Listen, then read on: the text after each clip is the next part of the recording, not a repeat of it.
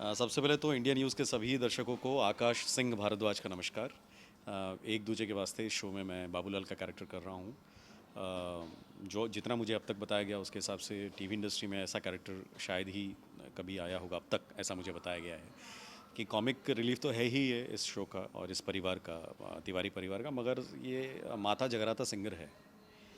और इस टाइप का कैरेक्टर कि माता जगराता सिंगर भी हो, थोड़ा मिस्टर बेचारा जैसा कैरेक्टर भी है और थोड़ा कॉमेडी भी है। तो ऐसा कैरेक्टर शायद अब तक टीवी इंडस्ट्री में नहीं आया। उम्मीद करता हूँ आप सभी इन्जॉय कर रहे हैं और आगे भी आशीर्वाद बनाए रखेंगे इसी तरह से। अब जैसा कि आपने पूछा है, इस सीन में ये हो रहा है कि हम एक बहुत बड़ा केस लड़के आए हैं अभी। जैसा कि आप सभी लोग देख रहे हैं, सभी परेशान हैं, हमारे दर्शक भी मुझे कई बार मतलब अनजाने लोग भी मिल जाते हैं बाहर, और पहले तो वो जय माता दी करते हैं मुझे कि भाई आप माता जगराता सिंगर हैं और आपकी मतलब अभी आपका जो तिवारी परिवार है और सुमन जो है बहुत तकलीफ़ में है कि खोसला ने आपके ऊपर में केस कर दिया है और आपके घर पर वो कब्ज़ा करना चाहता है। तो ये जो एक बड़ी कॉम्प्लेक्स एक सिचुएशन से हम लोग अभी, मैं ये तो नहीं कहूँगा कि अब क्या हुआ है, क्योंकि अगर मैं कह दूँगा तो मज़ा निकल जाएगा। तो आप लोग देखिएगा एपिसोड और फिर बताइएगा कि कैसा लगता है। मगर ये कि एक बड़ी कॉम्प्लेक्स सिचुएशन है, उसमें से हम लोग अभी आए हैं और आगे की रणनीति अब धीरे धीरे बननी शुरू हो रही है कि अब हमें आगे क्या करना है। तो ये सीन उस बीच की कड़ी है। केस जीत गए लग रहा है, इसके बारे अब में ये थोड़ा नहीं आया, ये तो आप बताइए। एपिसोड देख के बताइएगा कि क्या है। और अभी तो जो हमारे एंसेस्टर्स भी हैं, जैसे सुमन की जो मदर हैं और श्रवण की भी जो मदर है, उनका बीच में एक हल्का सा एक एपिसोड में जिक्र किया गया था। उसका भी काफ़ी कुछ आगे निकल के आने वाला है, जो मुझे लगता है कि इस किस्म का फ्लैशबैक शायद not only TV but film में भी शायद इतना कॉम्प्लेक्स और इतना इमोशनल जो है वो स्टोरी लाइन में कभी नहीं आया है। और मुझे ऐसा लगता है कि वो आप देखेंगे तो ही मज़ा आएगा। मैं पहले से बता दूंगा तो मज़ा ख़राब हो मीन्स जाएगा। आगे ट्विस्ट बहुत ज़्यादा है। ट्विस्ट है और ट्विस्ट भी है, साथ में इमोशंस भी है, रोमांस है, मस्ती है। मेरी बीच बीच में सिंगिंग का भी आप लुत्फ़ उठाते रहेंगे। माता की भक्ति भी है और भक्ति में शक्ति है और वही शो को चला रही है। और बहुत आनंद है इस शो में। शुरुआत भी बहुत आनंद से हुई है। आप सभी को बहुत आशीर्वाद भी मिला है, आप सभी देख भी रहे हैं, पसंद भी कर रहे हैं। और आगे भी बहुत बहुत कुछ है, सब कुछ है। मतलब सिर्फ ट्विस्ट ही नहीं है, रोमांस भी है, इमोशंस भी है और बहुत मस्ती भी है। तो ये यूनिक है अपने आप में, एक वन ऑफ इट्स काइंड एक शो है ये। सर देखा जाए तो आप यहाँ पे सिंगिंग का भी काम कर रहे हैं, जी जी। तो एक गाना हो जाए। अरे बाप रे। अम, चलिए एक यहाँ पर एक हमने पहले एक गाना यूज़ किया था।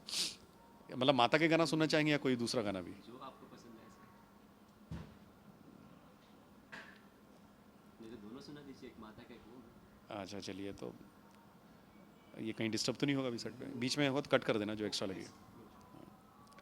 तो माता का जो एक हमने किया था वो ये था कि कल रात माता का मुझे ईमेल आया है, कल रात माता का मुझे ईमेल आया है।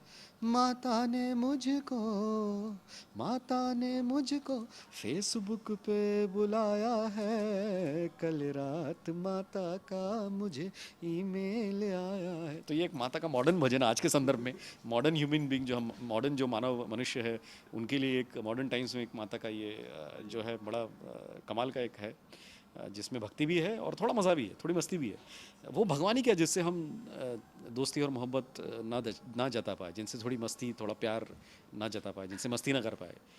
तो भगवान के साथ भी एक थोड़ा मस्ती वाला रिलेशनशिप होना चाहिए, जिससे मुझे लगता है कि भक्ति और खिलेगी। तो ये तो माता का जगराता था। अब अम, एक दूजे के वास्ते के लिए मेरे मन में कुछ ऐसे ही ख्याल आया था। ये मेरी अपनी खुद की एक कंपोजिशन है, लिखा है और गाया है। उम्मीद करता हूँ अगर आप लोगों को पसंद आए तो शायद हो सकता है शो में भी आ जाए। मैंने बनाया कि श्रवण सुमन सुमन को देख करके, पूरे शो को देख करके दिमाग में आया, तो आपसे आपके साथ शेयर कर रहा हूँ। पहली बार मैं ये इंटरनेशनल टीवी पर शेयर कर रहा हूँ। बगीचों में जैसे गुल खिले, बगीचों में जैसे गुल खिले, एक दूजे के वास्ते हम मिले, एक दूजे के वास्ते हम मिले, मिल जाते हैं जो बने, एक दूजे के वास्ते, एक दूजे के वास्ते हम मिले। सोशल नेटवर्क पे फेसबुक पेज पर आप इसका रिस्पांस दीजिएगा, ये गाना आपको कैसा लग रहा है, इंडिया न्यूज़ के पेज पर भी दीजिएगा और यूट्यूब लिंक पर भी। अगर ये गाना अच्छा लग रहा है तो ये आपके दबाव की वजह से प्रोड्यूसर भी जो है वो इस दबाव में आ जाएंगे कि मेरे इस गाने को वो इस शो में ले, अगर आपको पसंद आता है तो। सर इस शो में एक बच्चा भी है और नॉर्मली बोला जाता है कि बच्चों के साथ काम करना बहुत डिफिकल्ट टास्क होता है, इससे आप कितने शामिल? नहीं नहीं, बिल्कुल भी। मैं तो ये कहूँगा कि इससे ज़्यादा मज़ा तो मेरा ख्याल है मुझे बड़ों के साथ भी काम करने में नहीं आता जितना मुझे अथर्व, जो हमारा यहाँ पर बच्चा है, अथर्व फडनिस, जो मूलतः पुणे से हैं, पुणे में इनकी अपब्रिंगिंग हुई है, वहाँ पढ़ाई भी कर रहे हैं ये, और मेरे ख्याल है अभी जस्ट इन्होंने फिनिश किए हैं एग्ज़ाम्स और छुट्टियों में ये यहाँ पर अभी शूटिंग, और अब ये मुंबई में शिफ्ट होने वाले हैं और उसी प्रोसेस में इन्होंने यहाँ ये शूटिंग शुरू की है हमारे साथ में। बिल्कुल भी डिफ़िकल्ट नहीं है, बहुत कमाल का बच्चा है, मेमोरी बहुत अच्छी है, परफॉर्मेंस बहुत अच्छा है, मस्ती बहुत करता है, अच्छी मस्ती करता है, सताने वाली जो बच्चे लोग कुछ मस्ती करते हैं ना वो नहीं, बहुत प्यारी प्यारी मस्तियाँ करता है, खुशनुमा मस्तियाँ करता है जिससे दिल खुश होता है, आनंद आता है। और काम करने में तो बिल्कुल स्मूथ है, कोई डिफ़िकल्टी नहीं है। और हम मतलब हमें और हमारा काम और निखरता है इस बच्चे के साथ काम करके, ये बहुत खूबी है इस बच्चे की, जो मुझे लगता है कि ऑडियंस भी बहुत इन्जॉय कर रही है इस बच्चे के परफॉर्मेंस को। डब्बू जो हमारा है, अथर्व, डब्बू की वजह से। सर ये डब्बू के एजुकेशन में कुछ फ़र्क नहीं पड़ता है इन शूटिंग से? नहीं, इन्होंने बड़ा मैनेज किया। हालांकि मैं यहाँ पर मैं ये भी याद दिला देना चाहूँगा कुछ ऑडियंस को जो भूल गए होंगे, मैं खुद भी चाइल्ड आर्टिस्ट रहा हूँ।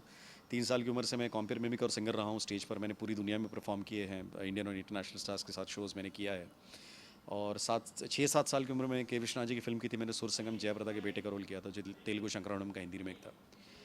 मैं खुद भी बच्चा चाइल्ड स्टार रहा हूँ और मैंने दोनों ही तरफ से मैनेज किया है, स्टडीज़ भी, और होता है अगर आप प्रोडक्शन के साथ सही तरीके से राब्ता रखें तो और आपकी एजुकेशन में स्कूल में भी आप राब्ता एक बनाए रखें तो बहुत अच्छा हो जाता है। और ये इन्होंने भी काफ़ी किया, छुट्टियों में कर रहे हैं शूट, और अब मुंबई में ये शिफ्ट कर रहे हैं स्कूल।